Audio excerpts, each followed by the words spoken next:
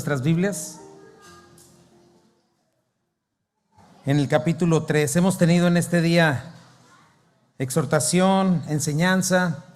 Ha sido un domingo lleno de mucha riqueza y muchas cosas hermosas. Dios ha sido bueno. Gracias a todos por estar acá con nosotros y pacientemente aprender cada una de estas cosas.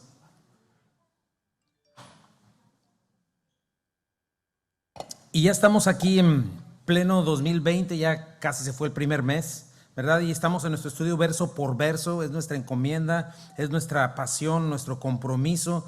Dios ha hablado en la Escritura y tiene su mente, y el Señor está entre nosotros, y el Espíritu Santo ha venido a morar a nosotros, los hijos de Dios. Nos enseña a través de su palabra, nos fortalece, nos equipa con dones que son para hoy, con ministerios, con poderosas operaciones de su Espíritu. Y si nos mantenemos unidos a la vid, podemos ver fruto en nosotros, podemos ver la libertad que Él ha prometido, el gozo, la paz. Y entonces te invito a que sigas adelante leyendo la Escritura. Y hemos llegado a Primera de Pedro, ¿verdad? Escrita por Simón Pedro, escrita a gente como nosotros, con familias, con pruebas, con situaciones, gente que necesita esperanza en medio de tribulaciones. ¿Cuántos acá tienen tribulaciones? Todos, ¿verdad? Y vivimos en un mundo lleno de pecadores, en un mundo imperfecto, y estas personas no era diferente. Imagínate, vivían bajo el gobierno de Nerón y en poco tiempo iban a recibir una persecución terrible. Podría haber sido quien sea, alguien de alta sociedad. Si se entregaba a Jesucristo, lo podía perder todo y hasta la vida, ¿no? El circo romano, todas estas cosas estuvieron en su apogeo en ese tiempo. Y en nuestros tiempos no es diferente, ¿verdad? Pero hay una máscara diferente. Satanás sigue atacando la iglesia porque la aborrece, y seguir a Jesucristo nunca ha sido fácil. No es una cosa fácil el renunciar a nosotros mismos y seguirle. No fue en ese tiempo ni fue hoy, ¿no? Hoy hay falsa doctrina, hay falsos maestros, hay pues este gobierno que es imperfecto. Y entonces Pedro nos dice, ¿saben qué? Lo que necesitan es conocer, entender, recordar quiénes son. Eso es lo que nos está diciendo Pedro. ¿Para qué están aquí? Recuerden sus privilegios. Recuerden por qué se llaman cristianos o por qué son hijos de Dios. Y nos da el versículo clave, ¿no? Nos dice, ustedes son linaje escogido, real sacerdocio, nación santa, pueblo adquirido por Dios, para que anuncien las virtudes de aquel que los llamó de las tinieblas a su luz admirable. Esto nos está hablando de algo totalmente distinto a lo que el mundo está gritando y tratándonos de conformar con sus canciones, con sus películas, con su estilo de vida, con sus programas, reality shows, todo este tipo de cosas. La palabra de Dios nos dice que somos pueblo de Dios, que no habíamos alcanzado misericordia y hoy la hemos alcanzado. Entonces nos dice, si entiendes eso, comienza respondiendo con una actitud interna, ¿verdad? Una actitud interna. Cambia tu corazón, dale tu lealtad a las cosas de Dios y abandona tu vieja manera de vivir. No ames este mundo, no ames tus pecados. Entrégate al Señor si has entendido esto y vive con una conducta diferente, ¿verdad? Delante de los incrédulos. No, procúralo. Y nos dice, pues eso es en el gobierno, en la familia, en tu trabajo y en la iglesia sobre todo. Nos comienza a decir, busquen el sentir de Cristo. Dice Primera de Pedro, sean compasivos entre ustedes, ámense fraternalmente, sean misericordiosos, amigables, no devuelvan mal por mal ni maldición por maldición. Por el contrario, bendigan, sabiendo que fueron llamados para heredar bendición. Y nos da la clave para poder ser gozosos y felices en cualquier circunstancia, aunque estuvieras en medio del circo romano a punto de ser despedazado por leones. De esa manera nos dice, agarren sus promesas del Señor. Y nos dice la clave, el que quiere amar la vida y ver días buenos, refrene su lengua del mal, sus labios no hablen engaño, apártense del mal y hagan el bien, busquen la paz y síguenla. Y esta es la clave, porque los ojos del Señor están sobre los justos, sus oídos atentos a sus oraciones, pero el rostro del Señor está contra aquellos que hacen el mal. O sea que si estás haciendo el mal, no esperes bien y no te enojes cuando te llegue el mal. No te enojes contra Dios, más bien analízate y revisa lo que no estás haciendo, ¿no? Y nos dice después, no hay garantía de que no haya sufrimiento, no hay garantía de que no te persigan, pero nos dice el versículo 14, si alguna cosa padeces por causa de la justicia, bienaventurado eres. Y esto nos ha venido recordando Primera de Pedro. Para los cristianos, que ya no se predica mucho hoy en día, precisamente porque no es tan pues no trae fama, ¿verdad? La gente quiere oír lo que le dé comezón a su oído, quiere oír lo que quiere oír, ¿verdad? Que es una finísima persona grandiosa, que lo que piense y lo que diga le va a ocurrir. Y si solamente con que le reclame a Dios, lo quiero ahorita ya en azul, talla M y que me quede, ¿no? Entonces, así es, pero sin embargo la Biblia no nos dice eso. La Biblia nos enseña que hay pruebas, que son parte de nuestras vidas, que con eso comprobamos nuestra fe, que es la manera en la que Dios nos limpia, es la manera en la que honramos a Dios. Y la Biblia nos enseña, aunque no lo dice ahí, a que en cierto momento, aunque no es fácil, podamos decir: bendita crisis, bendito quebranto, que me libra de las mentiras de un mundo materialista, de un mundo para el que su estómago es su Dios, los deseos de los ojos, los deseos de la carne y la vanagloria de la vida. Y entonces dice: si es que padeces por causa de la justicia, no te amedrentes por temor de ellos, ni te conturbes, santifica al Señor en tu corazón, ¿verdad? Y aparte comenzó a decirnos algo muy importante, porque vamos hacia allá. Si alguien te maltrata y alguien te exige razón de tu esperanza, dice: prepárate para que des razón de tu esperanza, ¿verdad? Y nos dice cómo. Necesitas el carácter y la conducta correcta, con mansedumbre, teniendo reverencia, con una conciencia limpia y con una buena conducta, ¿verdad? Y nos dice un versículo clave por el cual nosotros vamos a partir de ahí. Dice: porque mejor es que padezcas haciendo el bien, si la voluntad de Dios así lo quiere, que haciendo el mal. Y esta es una verdad poderosísima, porque nos dice: de todos modos hay sufrimiento. Tú eliges cuál sea la causa por la que vas a escoger sufrir. Si sufres por el bien, entonces va a ser solo un tiempo y después una eternidad de paz, descanso, de gozo, de muchas cosas. Si eliges entregarte a tu pecado, todos modos vas a sufrir, porque el gozo que da este mundo es temporal, y cuando vayas allá va a ser un sufrimiento eterno y vergüenza eterna.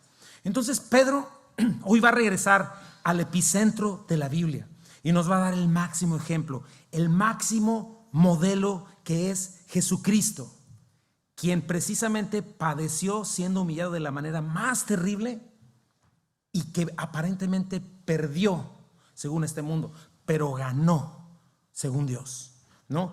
Y Pedro nos va a traer a la mesa un evento histórico, mis hermanos, que espero que hoy nos hable al corazón, porque esta es de la otra cosa que no se habla, y la iglesia tiene que estar hablando de eso constantemente, del juicio final, ¿verdad? Viene Jesucristo, este mundo tiene fecha de caducidad, el tiempo está en cuenta regresiva, estamos en los tiempos finales. Entonces tenemos que tomar en cuenta el tiempo pasado y el evento que sucedió, porque el libro no es un libro, la Biblia no es un libro de leyendas, no es un manual de reglas para vivir feliz. Este libro contiene nuestra historia de principio a fin. Esta Biblia está llena de cosas del futuro. ¿Quieres saber el futuro? Métete a la palabra de Dios. Y entonces Pedro nos va a traer a la mesa ese evento que nos grita por sí solo: manténganse firmes y escojan mejor padecer por causa de la justicia que por causa de hacer el mal, ¿verdad? Y este es mi capítulo, mi mensaje de hoy se llama: en Cristo perder es ganar y ganar es perder. Demos lectura del 18 al 22. Dice así: porque también Cristo padeció una sola vez por los pecados, el justo por los injustos, para llevarnos a Dios, siendo a la verdad muerto en la carne, pero vivificado en espíritu, en el cual también fue y predicó a los espíritus encarcelados, los que en otro tiempo desobedecieron, cuando una vez esperaba la paciencia de Dios en los días de Noé, mientras se preparaba el arca, en la cual pocas personas, es decir, 8, fueron salvadas por agua. El bautismo que corresponde a esto ahora nos salva, no quitando las inmundicias de la carne, sino como la aspiración de una buena conciencia hacia Dios por la resurrección de Jesucristo, quien, habiendo subido al cielo, está a la diestra de Dios, y a él están sujetos ángeles, autoridades y potestades. Dios mío, Santo, Espíritu Santo, por favor, háblanos en este día, en el nombre de Jesús. Amén. Y entonces tenemos este texto, ¿verdad? En Cristo perder es ganar y ganar es perder. Mi primer punto es este: Cristo murió como un injusto, pero con esa muerte injusta nos justificó a nosotros. Dice el 18: porque también Cristo padeció una vez por los pecados, el justo por los injustos, para llevarnos a Dios, siendo a la verdad muerto en la carne, pero vivificado en espíritu. Y aquí en el contexto Pedro nos está trayendo este ejemplo maravilloso.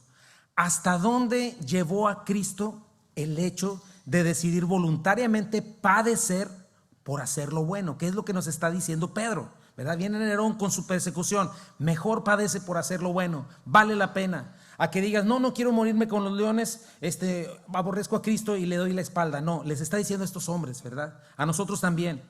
Y nos pone este máximo ejemplo porque nos dice, nadie más que Cristo fue vituperado, fue maldecido, fue humillado, fue perseguido. Y nadie más que Cristo fue el más justo y perfecto de todos los seres humanos. Y nadie más que Cristo fue quien recibió la mayor maldad humana sobre sí mismo. Nadie sufrió ni nadie ha sufrido como Cristo. Ni nadie pudo ni podrá ser tan justo como Cristo. ¿Te fijas?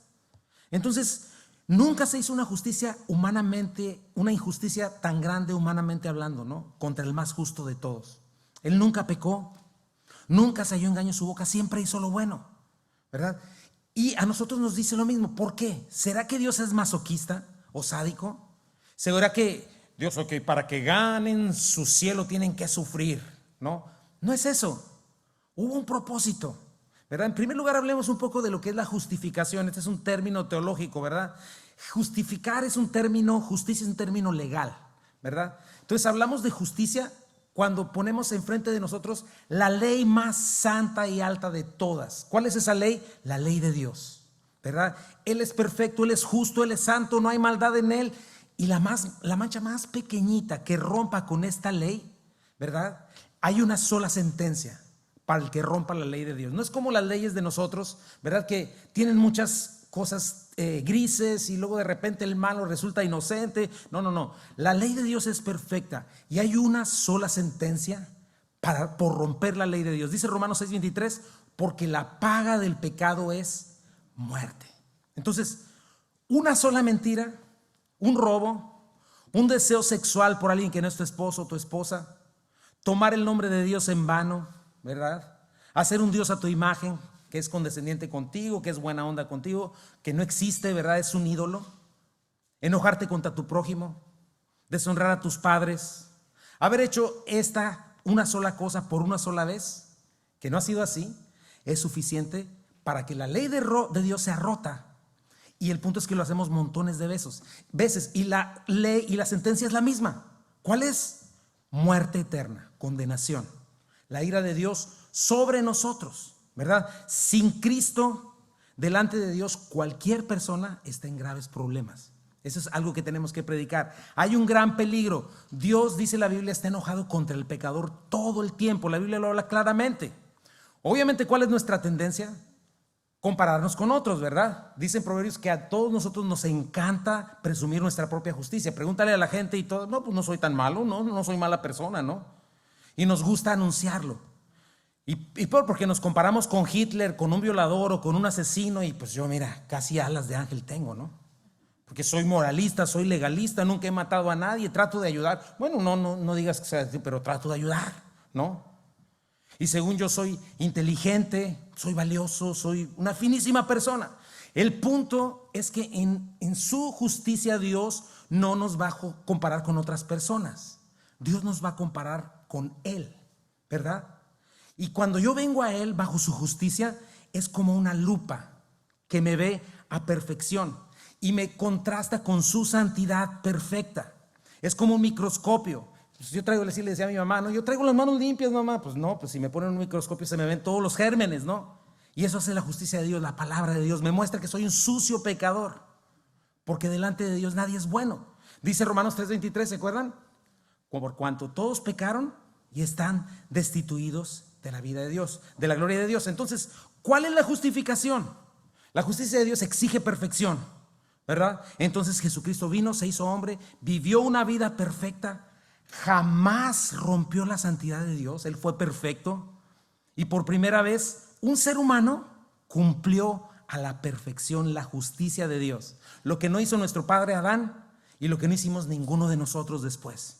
Ahora, eso cumple con un lado de la justicia, ¿verdad? Es un lado de la moneda de la justicia de Dios, porque de hecho la ley de Dios ya fue rota desde Adán hasta nosotros que la rompemos cada día, ¿verdad? Entonces la humanidad seguiría en graves problemas. Hagamos lo que hagamos, aunque nos arrepintiéramos, porque mucha gente dice eso, no, pues me voy a arrepentir el día de mi muerte, y le voy a decir, perdóname, Señor. No funciona eso, porque ya rompiste la ley, ¿verdad? Aunque te pusieras te propusieras portarte bien de hoy en adelante, no funciona porque ya rompiste la ley, ya tienes una sentencia desde hace mucho tiempo, ¿verdad? Y la justicia de Dios requiere ser satisfecha. La paga del pecado es muerte. ¿Qué hizo Cristo?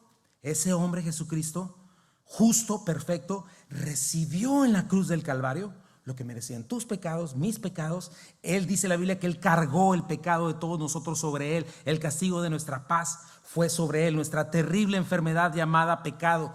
Dios descargó sobre su Hijo unigénito todo el peso de su ira, cobrando nuestras injusticias. En otras palabras, imputó sobre Jesucristo en la cruz del Calvario todo nuestro pecado y nuestra maldad y descargó sobre Él la sentencia, la paga del pecado, que es muerte. Dios vio a Cristo como si nos estuviera viendo a nosotros. Entonces es por eso que fue humillado, lastimado, y lo más duro de todo, Dios le dio la espalda. Lo trató como un malhechor injusto, lo castigó como tal. Y de esa manera la justicia de Dios fue completamente satisfecha. La ira de Dios sobre el pecado, la ira de Dios sobre el pecador fue calmada en Cristo. Por eso es que el único lugar donde estamos a salvo es en Cristo, porque ahí Dios ya no nos ve enojado, ya nos ve con perdón, porque nos ve como si viera a Cristo.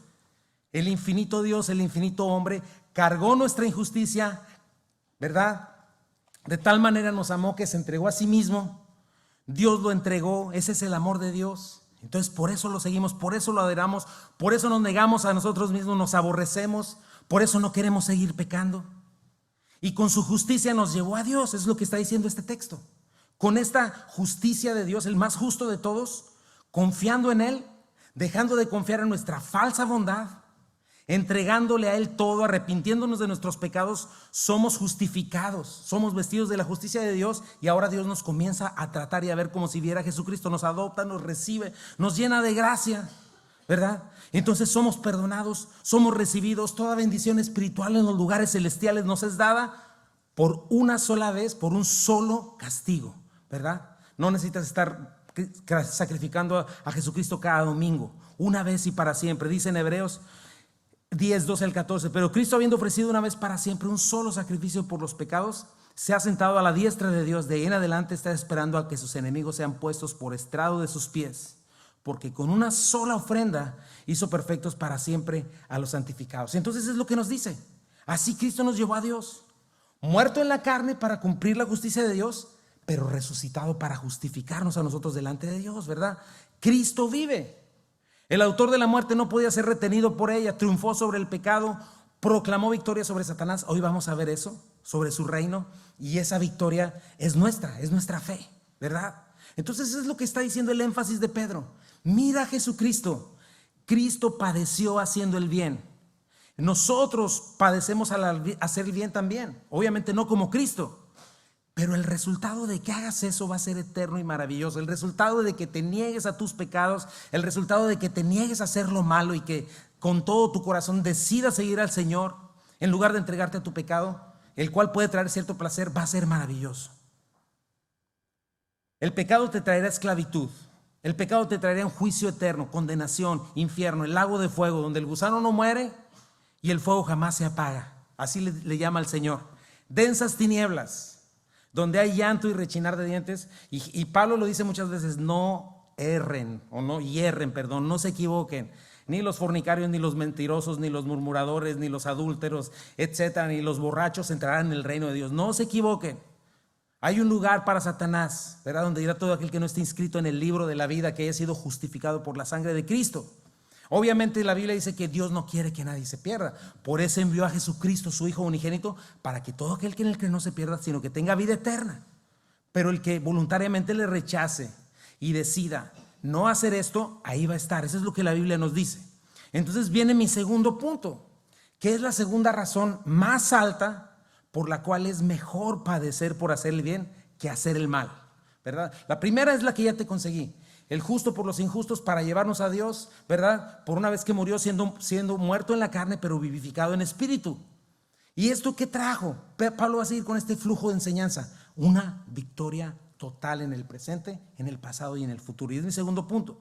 Su aparente derrota lo llevó a proclamar victoria sobre el reino de las tinieblas. Dice el versículo 19, en el cual, ¿verdad? Cuando fue vivificado en espíritu, También fue y predicó a los espíritus encarcelados, los que en otro tiempo desobedecieron. Bueno, esos textos son textos difíciles de interpretar, pero gracias a Dios tenemos toda la escritura para poderlos interpretar y vamos a tratar de verlos. Y esta es la propuesta, ¿no? Jesucristo en verdad murió en la carne, o sea, su cuerpo terrenal donde el pecado fue juzgado en la cruz del Calvario, murió, ¿verdad? En la cruz dijo: Dios mío, ¿por qué me has desamparado? ¿Qué significa eso? Sufrió la separación de Dios. A esto es a lo que le llama la Biblia la muerte espiritual, estar separados de Dios. Pero en realidad el espíritu eterno de Jesucristo jamás murió, ¿verdad? De hecho, ¿sabías que esa es una verdad para ti y para mí? ¿Has leído que en la Biblia cada uno de nosotros hay eternidad en nosotros? Hay una secta por ahí que enseña que vamos a dejar de existir, aniquilación total, que como los Avengers nos vamos a hacer polvo, ¿no? Pero la Biblia no enseña eso. La Biblia dice que somos espiritualmente eternos. La Biblia dice claramente que el infierno es algo eterno. Jesucristo se dirigió a un infierno eterno. Daniel se refiere a esto. Daniel 12:2 dice: se levantarán muchos de los que están muertos y enterrados, algunos para vida eterna y otros para vergüenza y deshonra eterna, ¿verdad? Ese es mi punto en primer lugar, para saber que hay eternidad en este aspecto. Pero de la misma manera Jesucristo, aunque su cuerpo murió, su cuerpo terrenal estuvo muerto, y después de 3 días este cuerpo del Señor resucitó glorificado en un estado transformado, eterno, ¿verdad? Lo mismo que estamos esperando nosotros. Nos dice que en el espíritu el Señor hizo algo muy interesante. Fue a predicar a los espíritus encarcelados. Ahora vamos a explicar eso. ¿Qué significa eso? Número 1, ¿de qué han salido diferentes doctrinas que están equivocadas? No, la Biblia no está hablando de que fue a predicarles el evangelio a los que estaban en el infierno, ¿verdad? O que fue a sacar almas del purgatorio. No es así. La salvación, dice claramente la Biblia, que es por fe, ¿verdad? Y es hoy. No, una vez que mueres, no hay nada que puedas hacer. Así te hagan 50 misas y oren 1000 cosas, no hay nada que puedas hacer. Lo que pudiste hacer es hoy. Dice Hebreos 9:27: y de la manera que está establecido para los hombres, que mueran una sola vez y después de esto el juicio. O sea que una vez que mueres, se te acabó el 20, se acabó el juego, y lo único que puedes hacer para tu salvación o tu condenación es hoy. ¿Y qué es? Creer en el evangelio o rechazarlo, ¿no? Eso es antes de morir. Por eso tenemos urgencia de predicar el evangelio. Por eso tenemos urgencia de que hagas una decisión por Cristo hoy, porque no sabes si vas a amanecer mañana.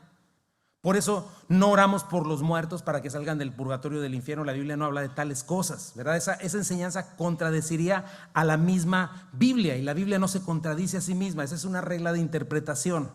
La Biblia se interpreta a sí mismo. Otra regla es que nunca quieras hacer una doctrina en un pasaje como este, ¿verdad? Y para poderlo interpretar necesitas utilizar la misma Biblia para entender qué es lo que dice, ¿verdad? Entonces, Cristo no fue a anunciar un evangelio de salvación a los espíritus encarcelados, ¿verdad? Si no hubiera utilizado la palabra evangelizo, sino fue a predicar, que es la palabra queruso, a anunciar.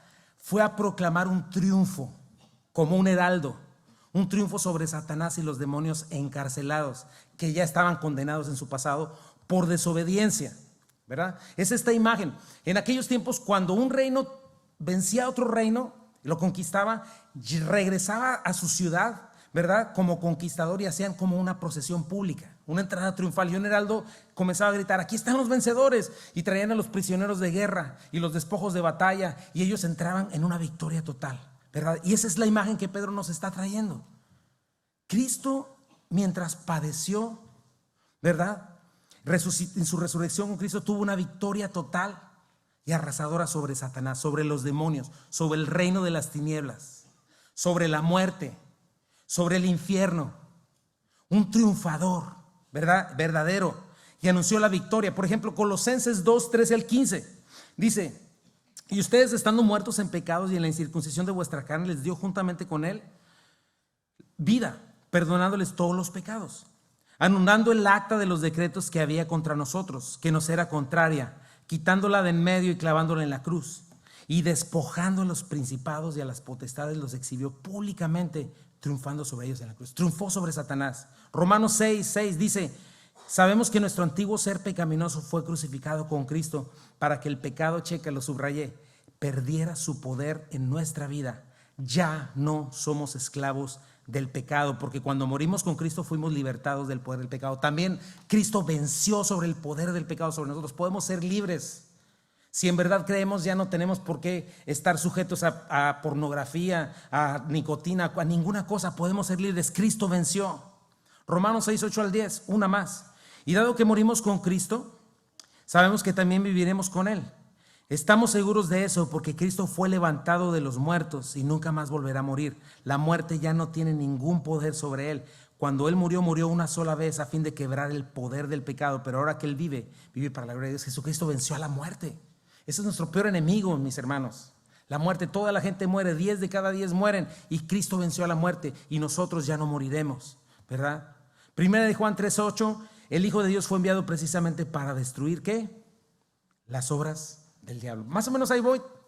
Vamos entendiendo. Esto fue lo que vino a hacer el Señor, ¿verdad? Ahora, si no les está predicando o les está anunciando este triunfo a hombres, ¿quiénes son esos espíritus desobedientes y encarcelados? ¿Dónde están encarcelados? ¿Qué hicieron? Obviamente, otra vez, la Escritura, el contexto de la Escritura nos da luz, ¿verdad? Y nos lleva a la conclusión de que era a demonios, ángeles caídos, que cayeron junto con Satanás, que fueron expulsados del cielo. Judas 1:6 nos dice, y les recuerdo de los ángeles que no se mantuvieron dentro de los límites de autoridad que Dios les puso, sino que abandonaron el lugar al que pertenecían. Dios los ha tenido firmemente encadenados en prisiones de oscuridad, en espera del gran día del juicio, ¿verdad? Entonces hay una prisión de oscuridad a la cual la Biblia le llama el abismo. Este es un lugar previo al infierno. El infierno ya es el lago de fuego y azufre donde irá Satanás por la eternidad, todas las huestes. Dice en Apocalipsis capítulo 20, los que no se encuentren inscritos en el libro de la vida, lo puedes leer ahí, ¿verdad? Pero son dos lugares, uno es previo, el cual es el abismo, y el otro es el definitivo, ¿verdad? Donde consideramos, los dos son considerados el infierno, pero este último es el lago de fuego, ¿verdad? ¿Quiénes son estos ángeles caídos? Demonios malvados, viles, perversos, de la peor calidad que existe, que se entregaron a un pecado sexual con seres humanos, ¿verdad? Quienes en su deseo por evitar la redención humana, por cortar la línea mesánica, se mezclaron con la humanidad, ¿verdad? Hasta corromperla al punto de dejarla lista para el juicio divino, ¿verdad? Esto no es extraño. En el final del tiempo tenemos al anticristo, al falso profeta, gentes movidas literalmente por Satanás, por demonios, ¿verdad? Y esto lo estamos viendo en Génesis 6, 2 al 4. Dice, los hijos de Dios vieron que las hijas de los seres humanos eran hermosas. ¿Quiénes son los hijos de Dios? Cuando la Biblia en el Antiguo Testamento se refiere a los hijos de Dios, se refiere a estos seres celestiales. Dice, entonces tomaron como mujeres a todas las que desearon. Pero el Señor dijo, no permanecerá en el ser humano para siempre. Mi espíritu no permanecerá en el ser humano para siempre, porque no es más que un simple mortal. Por eso vivirá solamente 120 años. Al unirse los hijos de Dios con las hijas de los seres humanos y tener hijos con ellas, nacieron gigantes que fueron los famosos héroes de antaño.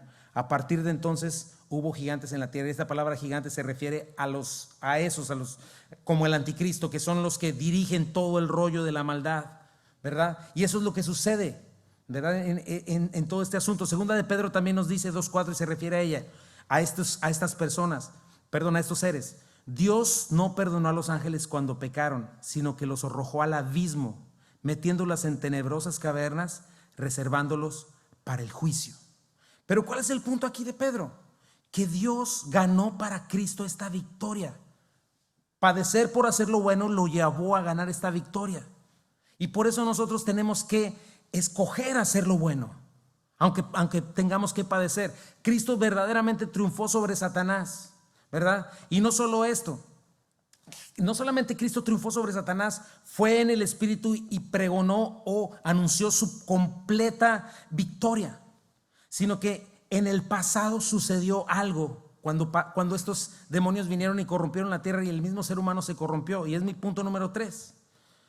La aparente derrota de negarme a mí mismo me llevará a la verdadera victoria. Ese es mi tercer punto. Dice el versículo 20b. ¿Cuándo sucedió estos espíritus? ¿Cuándo desobedecieron? Cuando una vez esperaba la paciencia de Dios en los días de Noé, mientras se preparaba el arca en la cual pocas personas, es decir, 8, fueron salvadas por agua. O sea, Satanás hizo lo que hizo, corrompió la humanidad junto con sus demonios, Dios tuvo que juzgarla, y eso es algo que tenemos que recordar, porque Jesucristo nos dice que recordemos esas cosas y aprendamos, ¿verdad? Y nos está recordando que toda una generación de seres humanos murieron en el diluvio, y toda esa gente es la que decidió vivir para sí mismo, a su manera. Toda esa gente es la gente que no quiso creer, que no se consideró tan mala, ¿verdad? Que no se negó a sí misma, que bueno, pues hay que ir a la iglesia, pero no es para tanto, que no me exigan, ¿qué les pasa? ¿No? Decidieron que vivir así es estúpido. Vivir para las cosas eternas es estúpido. No, pues nada más para que no me vaya mal, ¿verdad? Todo ese tipo de gente.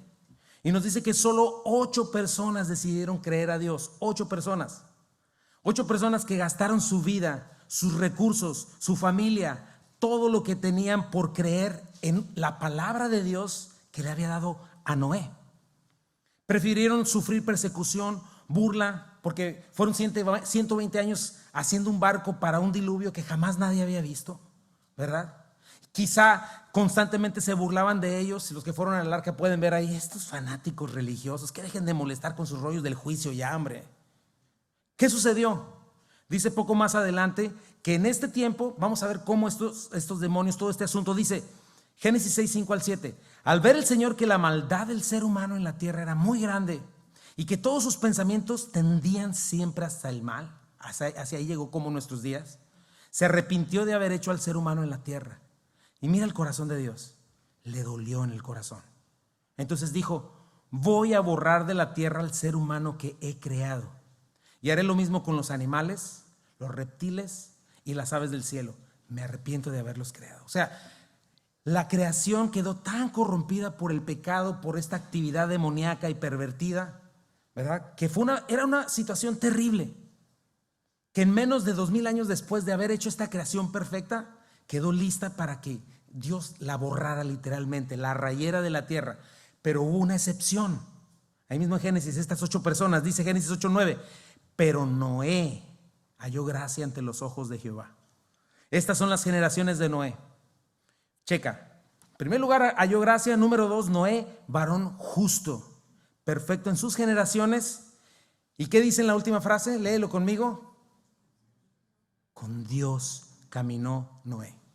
¿Qué significa que es varón justo? Que él no se entregó con el resto del mundo, porque era todo el resto del mundo, millones de personas, y Noé prefirió caminar con Dios. Noé prefirió sufrir por causa de la justicia. Por eso es que le llama perfecto o completo en medio de sus generaciones. Siguió al Señor, lo amó, lo honró, lo temió. Pudo haber utilizado el dinero que utilizó para el arca para millones de cosas más. Tú lo sabes, tú y yo sabemos cómo gastar el dinero. Sin embargo, él lo dedicó a crear, a componer el arca de una voz que escuchó, porque él no tenía toda la Biblia como nosotros. Y él decidió no correr en el mismo desenfreno y disolución que el mundo entero estaba corriendo. Y lo que me maravilla de aquí, ¿sabes qué es? La paciencia de Dios. Porque todavía, ¿sabes cuánto le tomó a Noé vivir de esta manera? 120 años. Construyendo el arca, 120 años. Y ¿sabes qué me maravilla cuando tú le leas ahí? Que cuando terminó, todavía en su paciencia, como dice aquí, espera una semana más antes de cerrar la puerta. ¿Y cuántos crees que entraron después de esa semana? Nadie. Nada más 8 familias que creyeron a Dios. Entonces, de esto nos está hablando, ¿verdad? Dios es paciente. Primera de Pedro 3:9. El Señor no retarda su promesa, según algunos la tienen por tardanza, sino que es paciente para con nosotros. Por eso el Señor no ha llegado todavía. No quiere que ninguno perezca, no quiere que tú perezcas, sino que todos procedan al arrepentimiento. Romanos nos habla también, dice 2:4 al 6, o menosprecies las riquezas de su benignidad, paciencia y longanimidad, ignorando que su benignidad te guía al arrepentimiento, pero por tu dureza y por tu corazón no arrepentido, ¿qué es lo único que estás haciendo? Atesoras para ti mismo ira para el día de la ira y la revelación justa del juicio de Dios, el cual pagará cada uno conforme a sus obras. Entonces Pedro nos está recordando esto, mis hermanos. ¿Por qué vale la pena sufrir por causa de hacer el bien? Porque el tiempo del fin viene. No debemos dormirnos, mi hermano. No debemos dejarnos llevar por los que aman su vida y todavía andan filosofando y diciendo, no te dejes llevar por eso, esto es verdad. ¿Qué dijo Jesús que iba a suceder en nuestros tiempos? Porque es el mismo tema. Lucas 17, Como fue en los días de Noé, así también será en los días del Hijo del Hombre, antes de que Él venga, ¿no? Comían, bebían, se casaban, se daban en casamiento, hasta el día en que Noé entró al arca y vino el diluvio y los destruyó a todos, sin aviso, ¿verdad? Ya cuando llegó, aunque el arca estaba ahí. Asimismo, como sucedió en los días de Lot, este es otro ejemplo, Sodoma y Gomorra. Comían, bebían, compraban, vendían, plantaban, edificaban. Mas el día que Lot salió de Sodoma, llovió del cielo fuego y azufre. Mientras los ángeles estaban jaloneando a Lot y Lot estaba jaloneando a su esposa y a sus hijas, la demás gente estaba, estos pobres locos, fanáticos. Y en el momento en que salió, ¡pum!, adiós. Y dice el versículo 30, así será el día en que el Hijo del Hombre se manifieste. Judas llama a Noé pregonero de justicia. Nosotros, la iglesia, somos hoy pregoneros de justicia, mis hermanos. Noé construyó un arca durante 120 años. Nosotros con nuestra vida se supone que estamos construyendo el reino de los cielos. Estamos edificando la iglesia de Cristo, la cual es nuestra arca, la cual en sí es el anuncio al mundo entero. Hey, reconcíliense con Dios, porque viene un juicio. Y fuera de esta arca no hay salvación. Pero el día viene. Y es lo que nos está diciendo, vale la pena vivir para Cristo. Segunda de Pedro 3:3-6. Sabiendo primero esto, que en los postreros días vendrán burladores, andando según sus propias concupiscencias. ¿Qué dirán estos burladores? ¿Dónde está la promesa de su advenimiento? Porque desde el día en que los padres durmieron, todas las cosas permanecen así como desde el principio de la creación. O sea, todo este asunto de que pues lo que va a pasar es que el sol se está consumiendo y la energía en el universo, y van a pasar unos 50,000 millones de años más y todo se va a apagar y todo va a desaparecer. No pasa nada, ¿no? Pero sin embargo, ¿qué dice el Señor? Versículo 5. Estos ignoran voluntariamente que en el tiempo antiguo fueron hechos por la palabra de Dios los cielos y también la tierra. Ellos, el necio, dice en su corazón, no hay Dios, aunque saben que sí. Y también la tierra, que proviene del agua y por el agua subsiste, por lo cual el mundo de entonces pereció anegado en agua. ¿Por qué? Por su incredulidad, por su pecado. Y vuelve a hacer lo mismo que en esta carta, en su carta número 2. Pero yo creo que explica esto más. Dice así, fíjate, 3:7. Pero en los cielos y la tierra que existen hoy están reservados por la misma palabra, guardados para el fuego en el día del juicio y de la perdición de los hombres impíos, los que no toman en cuenta a Dios. Más, oh amados. ¿Quiénes son los oh amados, mis hermanos? Es exactamente, ¿no? Como 3 de ahí. ¿Quiénes son los amados, mis hermanos? Todos nosotros, ¿verdad? Dice, no ignores esto, que para con el Señor un día es como 1000 años y 1000 años como un día. O sea, no te dejes llevar por los burladores. No creas que porque sacaron una película de Avatar y ese rollo es verdadera. Las películas son ficción. Dios es eterno. Dios no llega tarde. Dios no es un sadomasoquista. Dios no quiere vernos sufrir.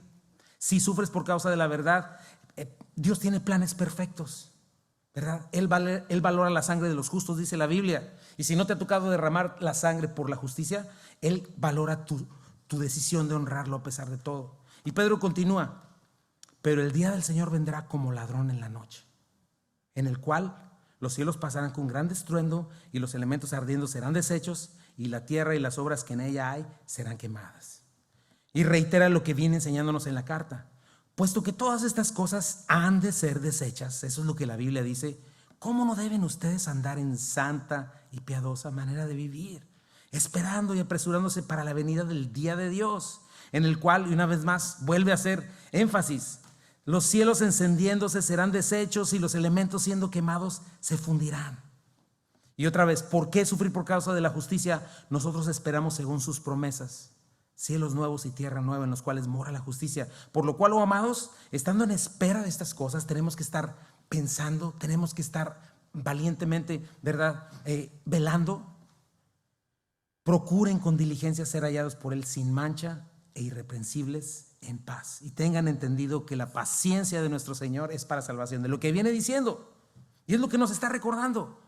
Solo los que creyeron a Dios, solo los que manifestaron fe en obediencia, en un estilo de vida, en una decisión de identificarse con Dios a pesar de que una humanidad entera los aborreciera, se burlara de ellos, ¿verdad? Solo estas 8 personas fueron las que se salvaron en el diluvio. Son las que permanecieron dentro del arca. Eso dice la Biblia, ¿verdad? No muchos son los que se salvan. No es necesario que de muchas tribulaciones entremos en el reino de Dios. Ahora, quiero mencionar que hay quienes en su necia ceguera se atreven a decir que no hay evidencias de un diluvio. Por supuesto que las hay. O sea, toda la geología del mundo, ¿verdad? Las formas de las montañas, incluso el Gran Cañón, ¿verdad? Todos los mismos fósiles que existen, no es evidencia de millones y millones de años de evolución inexistente, que no tiene ninguna base científica, no existe, ¿verdad? Es evidencia que grita que hubo un diluvio, ¿verdad? Obviamente el hombre suprime con su mentira la verdad y dice cosas absurdas. Para creer en la evolución necesitas una fe ciega, totalmente ciega, ¿verdad? Para creer en millones y millones de años es filosofía, eso no es ciencia, ¿verdad? Pero en realidad lo que ves alrededor grita que hubo un diluvio universal. O sea, Dios nos está hablando. Ahora, vamos a la siguiente parte, ¿verdad? La siguiente parte que nos está diciendo esto. Dios en su paciencia, ¿verdad? Solo 8 personas se salvaron. Versículo 21. El bautismo que corresponde a esto ahora nos salva. Ahora, este es otro versículo que se saca mucho, se enseña mal, ¿no? No está hablando de la ordenanza del bautismo, ¿verdad? Como ya lo repetí, la Biblia no se puede contradecir a sí misma. Y estos versículos difíciles tienen que interpretarse a la luz de todo el contexto, ¿verdad? La Biblia con toda claridad nos dice que somos salvos por gracia, por medio de la fe, no por obras para que nadie se gloríe. El bautismo en agua no nos salva. El bautismo en agua es una profesión pública de algo que ya pasó en mi corazón. El bautismo en agua es una ilustración visible para el mundo y para la iglesia de que ya no vivo yo más, vive Cristo en mí. Lo que ahora vivo en la carne lo vivo en la fe del Hijo de Dios. Chuy se sumerge en la tierra, muere y resucita para vida eterna en Cristo Jesús, ¿verdad? Es algo que ya pasó. Si alguien viene a las aguas del bautismo, si alguien me dice, pastor, me quiero bautizar, yo estoy suponiendo que esa persona ya es salva, ya nació de nuevo, ya creyó en el evangelio, ¿verdad? Entonces, si no se refiere al bautismo en agua, ¿a qué se refiere? La clave está en la frase, el bautismo que corresponde a esto, ¿verdad? Se traduciría mejor como si Pedro estuviera diciendo, esto es un símbolo, esto es una imagen donde vemos ilustrada la victoria de Cristo y nuestra salvación de este juicio venidero.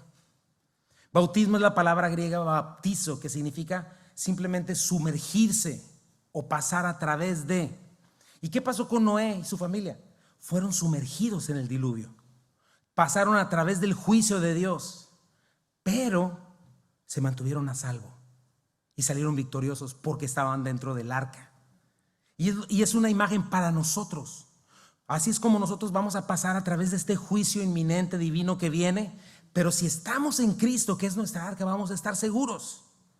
Y la Biblia habla muy claramente por todos lados con este lenguaje, si te fijas, estar en Cristo, ser bautizados en Cristo, o sea, literalmente sumergidos en Cristo. Primera de Corintios, cuando habla del cuerpo de Cristo, dice que por un espíritu fuimos todos insertados o sumergidos en el cuerpo de Cristo, al punto que nos llamamos miembros del cuerpo de Cristo. Mis dedos son parte de mí porque he sido injertado, pues no, están ahí como parte de mí. Yo he sido injertado en el cuerpo de Cristo. Entonces se trata de esto. Cuando yo por la fe creo en el evangelio, entro en Cristo, el cual es mi arca. Y entonces puedo estar a salvo del juicio, ¿verdad? Y para aclararlo aún más, dice Pedro en el siguiente versículo, no quitando las inmundicias de la carne. O sea, no está hablando Pedro de un bautismo en agua que te salve o que te regenere y que te libre de las horribles o inmundas obras de la carne, sino que está dando una ilustración que te lleve a un principio espiritual. ¿A qué te refieres, Pedro? Dice versículo 21, sino como la aspiración de una buena conciencia hacia Dios. ¿Qué significa aspirar a una buena conciencia hacia Dios? Precisamente es algo espiritual.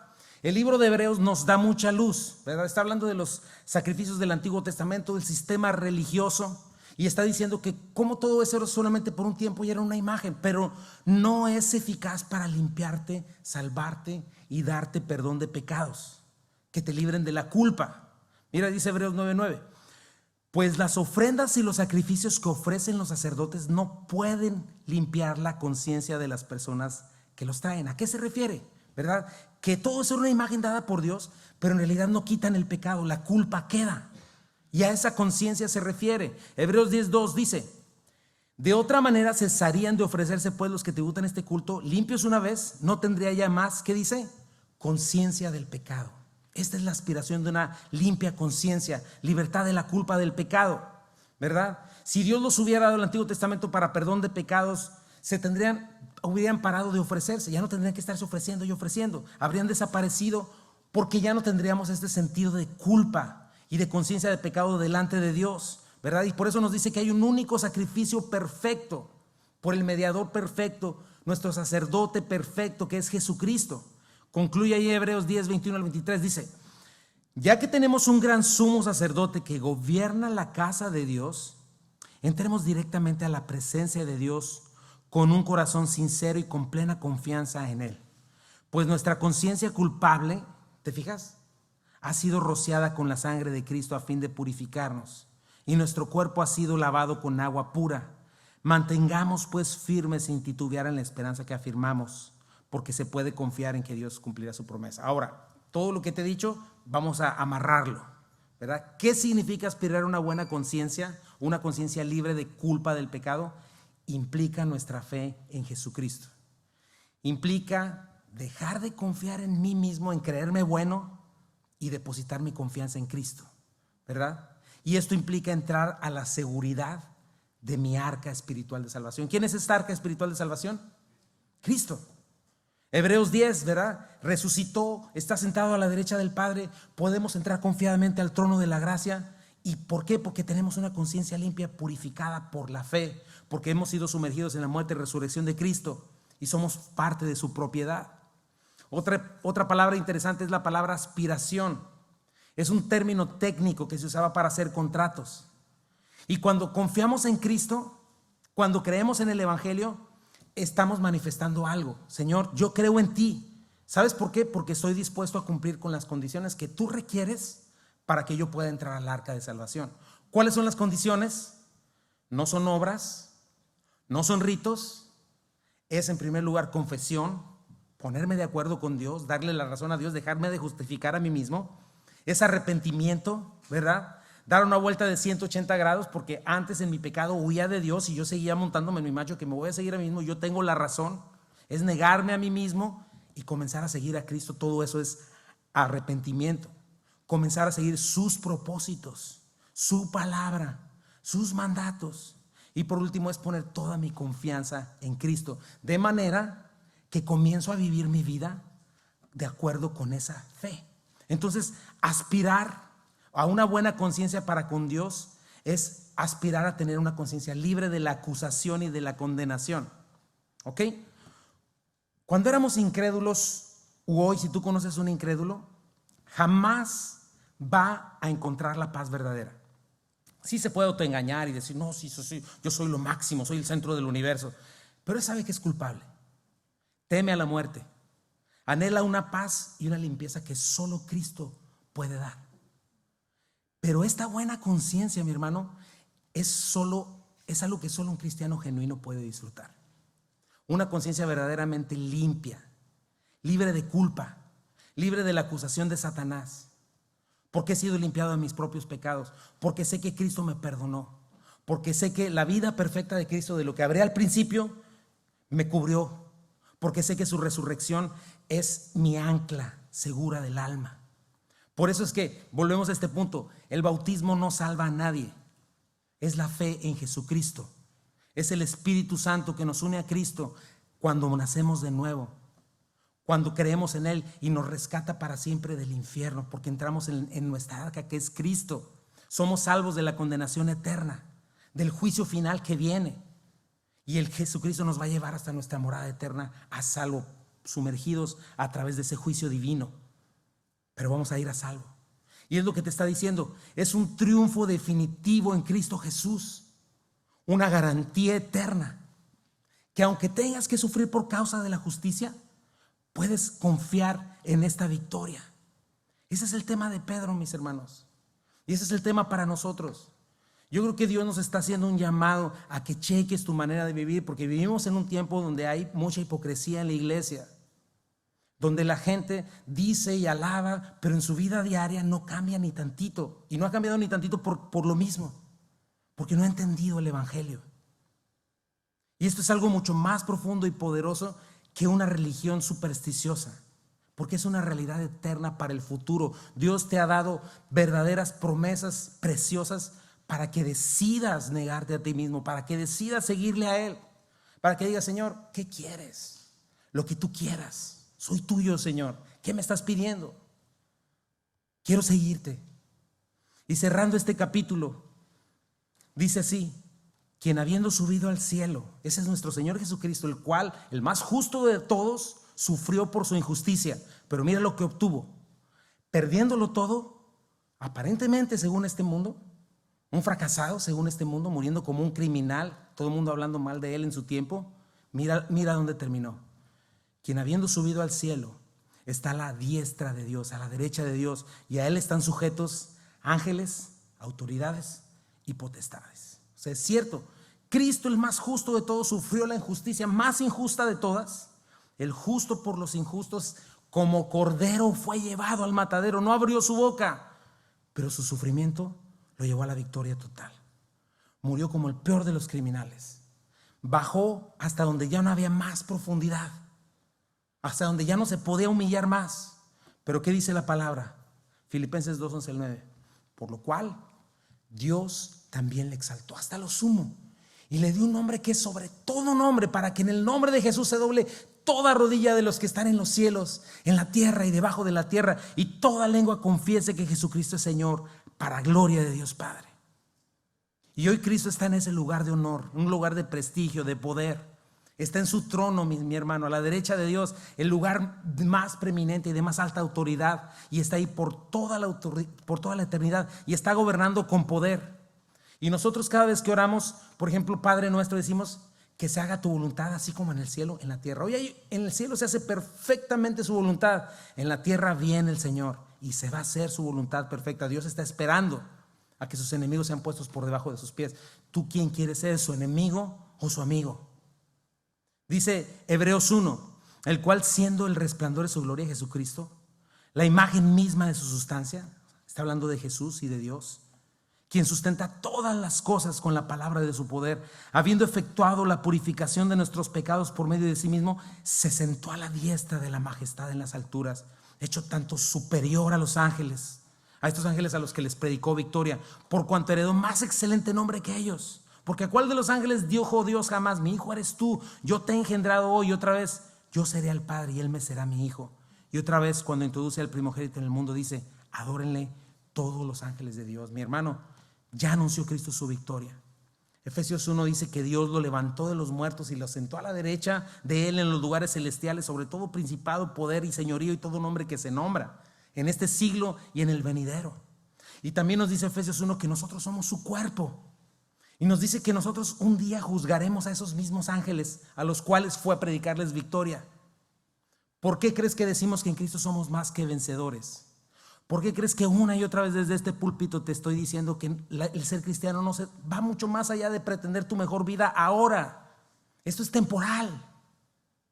Dios nos habla de una eternidad que rebasa cualquier cosa que este mundo pueda pretenda presumirte u ofrecerte. Y eso es lo que nos dice este texto: Cristo ya venció y nosotros tenemos que caminar de acuerdo con su victoria. Y son unas preguntas para terminar y orar. ¿Has creído en Cristo? ¿Has creído en la vida, muerte y resurrección de Jesucristo? ¿Está manifestando tu vida esta identidad, esta ciudadanía? Esfuérzate por hacerle bien, mi hermano. Párale ya, no te estés justificando: es que mi pasado. No, Cristo es suficiente y poderoso. Si aún así sufrimos por causa de la justicia, bienaventurado eres. Porque el que aparentemente sufrió la peor de las derrotas, muriendo como un criminal, sin gloria, sin fama, hoy está sentado a la derecha del Padre.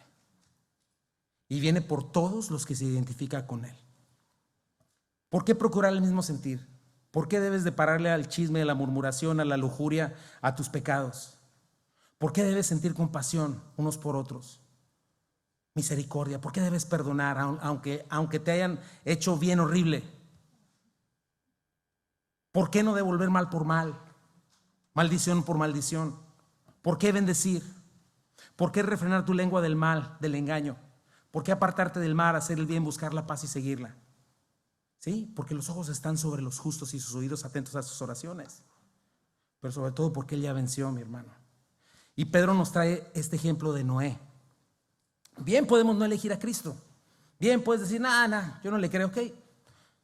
El juicio va a llegar. Y si no estás en el arca, ¿qué significan estas decisiones, mi hermano? No hay otro nombre por medio del cual podamos ser salvos. Y te voy a decir de una vez, a Noé no le fue bien durante toda su vida. A sus hijos tampoco. Pero se subieron al arca. Y sí, como perdedores, de acuerdo con la visión de la gente de su tiempo. Pero ellos vivieron. Y los que se creyeron algo, los dueños del mundo, perecieron. Pregúntale a la gente en Puerto Rico, donde lleva un mes temblando. Quizá tienen sus mansiones. ¿Y de qué va a servir sus mansiones si se cae todo, mi hermano? Por eso están volteando al Señor. Y seguimos orando por ellos para que Dios tenga misericordia. Y un día va a temblar así por todo el mundo entero. Por eso te pregunto, ¿cómo está tu conciencia? Hablamos de eso ya. ¿Funciona bien? ¿Cómo está tu esperanza? ¿Con quién decides identificarte? No te me chocolates. ¿Qué dirá tu conciencia de tu fe? ¿Qué dice tu manera de hablar, tus decisiones, tu estilo de vida? ¿Piensas que puedes seguir siendo el mismo pecador y ser salvo al mismo tiempo? No existe tal cosa. Y mis hermanos, hoy es el día de salvación. Y si tú lo confiesas delante de los hombres, Él te confesará delante de su Padre que está en los cielos. Pero si tú lo niegas, Él te negará. ¿Habrá alguien que esté listo para dar un paso de fe y obediencia, mis hermanos, hoy? ¿Habrá alguien que quizá diga, híjole, aquí está el arca y ahí está la puerta, pero la verdad, como diría la Trevi, la neta, no he entrado? Porque en Cristo, ganar de acuerdo con este mundo es perder. Y perder de acuerdo con este mundo es ganar. Y tú decides dónde quieres estar. Así es de que quiero tomar un minuto para orar, invitarte, si quieres ponerte de pie, si quieres hacer esta decisión, si no la has hecho antes. Señor Jesucristo, te damos gracias en esta hermosa, hermosa tarde, Padre. Dios, gracias por tu palabra, Señor, porque a veces nos habla tan directamente, Señor, y nos recuerda estas cosas que son una realidad, Padre. Pero cuando las creemos y confiamos en ellas, Señor, traen descanso a nuestras almas, Padre. Yo te pido en este día, si por alguien que quizá todavía no tenga esta buena conciencia y todavía tenga culpa de pecado, Señor, te pido que el día de hoy pueda venir a ti y pueda hacer este contrato, Señor. Pueda decidir, Señor, en arrepentimiento y confesión, venir a ti. Y si es así, dile al Señor, confiésala en tu corazón y dile, Señor, no estoy viviendo como debería y quiero vivir, Señor. No estoy engañando a nadie, nomás me estoy engañando a mí mismo, Señor. Y Señor, tú quizá podrías pedir mi alma esta noche y lo que he provisto, ¿de quién será? Ayúdame, Padre, ayúdame a de una vez por todas decidir dar un paso de obediencia, decidir dar un paso de fe y confianza en ti. Ayúdame a creerte, Señor, que tú no me quieres robar mi gozo, mi libertad. Al contrario, mis pecados son los que me roban el gozo y la libertad verdaderos. Ayúdame a creerte, ayúdame a confiar en ti. Ayúdame a partir de hoy, Señor, a levantarme en fe, Señor. Y a permitirte a ti, Señor, porque es una obra de tu Espíritu Santo en mí, a que me santifiques. Pero yo tengo que decidir querer, y yo tengo que querer venir al trono de tu gracia. Y yo tengo que decirte, Señor, que tú eres mi Señor. Y yo tengo que decírtelo con todo mi corazón, Señor, y venir, Señor, y confesarte, Padre. Y decir, esto no es lo que quiero, Señor, este no es el chuy que quiero. Yo quiero que tú vivas en mí. Y yo quiero estar arriba de esa arca, Señor. Y yo sé que ese ya de por sí será mi gozo más alto. Estar en ti, Cristo Jesús. No como una religión, no como un conocimiento intelectual, sino en verdad tener vida nueva. Dios, yo te pido por esta tu iglesia, Calvary, Señor. Por mi familia, por mis hijas, por mí, Señor. Por cada uno de nosotros, Padre, que entendamos, Señor, que tú eres luz y no hay ninguna tinieblas en ti. Santo Espíritu, por favor, actúa poderosamente en este momento Y en este día, en el corazón de mis hermanos, Señor, en especial en aquellos que tú sabes que andan en tinieblas y que no han querido dar pasos de obediencia, muéstrales que están en grave peligro, Señor. Por favor, Señor, regálanos una iglesia santa, un pueblo celoso de buenas obras, porque lo que somos es columna y baluarte de la verdad, la iglesia del Dios viviente, Señor. Y es por esa iglesia por la que vienes. Y Señor, todos hoy aquí tenemos esta oportunidad, Señor, de ser esa iglesia. Pero no va a suceder, Señor, mientras sigamos amándonos a nosotros mismos, Padre. Por favor, Jesucristo, bendice nuestras vidas, bendice a cada una de estas personas, a cada familia, Señor. Por favor, tráenos libertad. Por favor, trae un avivamiento en estos últimos tiempos, Señor. Por favor, Señor, líbranos de seguir corriendo con este mundo en su disolución, Señor. Líbranos de vivir, Señor, comprometiendo nuestra fe, Señor, con esta mala filosofía anti Dios. Nada tiene que ver con nosotros, Señor. Y si hemos de ser como Noé, vituperados y burlados, ¿qué importa, Señor? El día que tú cierres el arca, habremos sobrevivido, Señor. Y ese día se acerca, Señor, cada vez más. Y esa arca se cierra para cada persona a la cual tú llamas a cuentas. Señor, que no nos suceda a ninguno de nosotros, por favor, Padre. Y te entregamos a los que no han creído, Señor, de nuestra familia, nuestros hijos, Padre, que quizá anden en malos pasos. Ayúdalos, por favor, a comprender, y a nosotros mismos, Señor. Transfórmanos. Hagamos un cantito y nos despedimos, mis hermanos.